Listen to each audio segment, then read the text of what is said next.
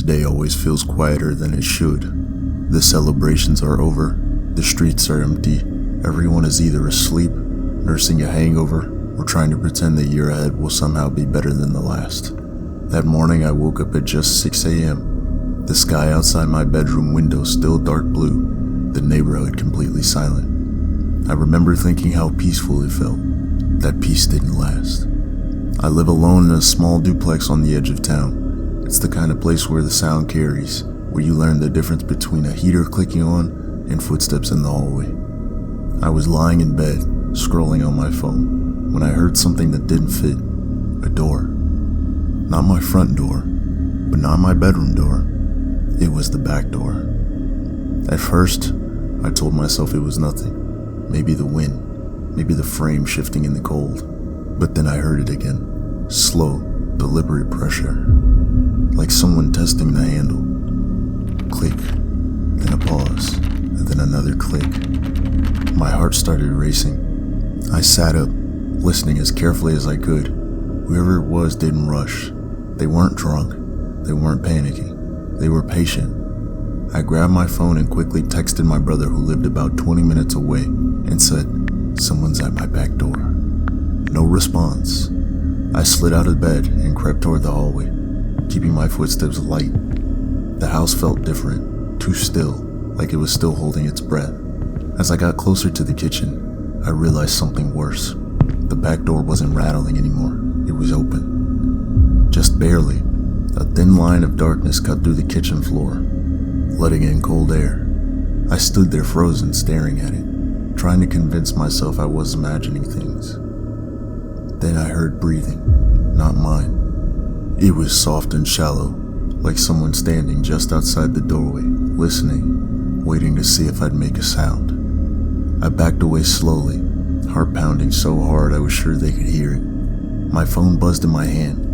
"Call the police, dude." My brother replied. I didn't have time. The door creaked open another inch, and then a voice spoke from the darkness. "Happy New Year's." I don't remember screaming, but I must have. The next thing I knew, I was locked in my bedroom, the dresser shoved against the door, dialing 911 with shaking hands. The operator stayed on the line as I heard the footsteps move through the kitchen. Cabinets were opening, drawers sliding, the sound of someone making themselves comfortable in my home. By the time the police arrived, the intruder was gone. They found muddy footprints leading from my back door to my bedroom hallway, and on my kitchen table, written on a scrap piece of paper torn from my notebook, were 3 words: "See you soon." I spent New Year's Eve working. I managed a small convenience store off a highway exit, the kind that stays open no matter what day it is. By midnight, the store was empty except for me and the hum of the refrigerators. I watched the countdown on my phone behind the counter, whispered, "Happy New Year," to no one, and locked the doors. I thought that was the end of it.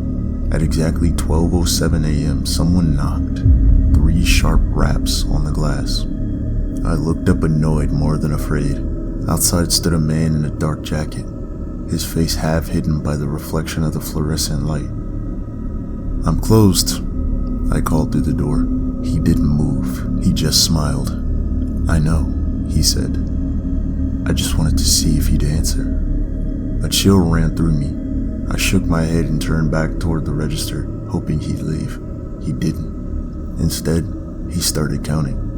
10, he said softly. 9, 8. I spun around. "What are you doing?" "Counting down," he replied. "I like starting the year right." I grabbed my phone and dialed the non-emergency police line. As I did, the man leaned closer to the glass. 3, he whispered. 2. Before he reached 1, the lights flickered, just once. When they came back on, the man was gone.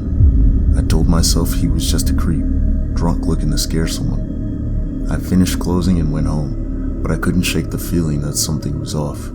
At 12:07 a.m. the next day, my doorbell rang. I didn't answer. At 12:07 a.m. the night after that, my phone buzzed with a blocked number. No message, just a missed call. On the 4th night, I heard the knocking on my bedroom wall. 3 sharp taps. I called the police. They found nothing. But when I checked my security camera footage the next morning, I saw him standing in my driveway looking straight at the camera, smiling. His lips moved silently, counting. Every year I make the same resolution. Get my life together. This year, I meant it. New Year's Day, I woke up early, cleaned my apartment, threw out old junk, and even wrote a list of goals. It felt productive, like I was finally moving forward. That's when I found the note. It was taped to my bathroom mirror. You said you'd change. I laughed it off at first, thought maybe I'd written it drunk the night before, but the handwriting wasn't mine. I live alone. I searched my apartment, every room, every closet. Nothing was out of place, no signs of forced entry, no missing items. I decided to ignore it. The next morning, there was another note. You always say that. The third morning, the note was longer. You make promises every year, you never keep them. I'm tired of waiting. My stomach dropped. I installed cameras that day. I changed my locks also, and slept with the lights on. At exactly midnight on January 4th, my phone buzzed with a notification from my living room. Motion detected. I opened the feed. The camera showed my couch empty. The TV was off. Nothing was moving. Then the camera slowly tilted downward, like someone was adjusting it from behind. The screen went black. The next morning, there was a final note on my mirror. This year, I'm making sure you follow through. I moved out 2 days later, but every January 1st, no matter where I live, I wake up to the same message on my phone at midnight.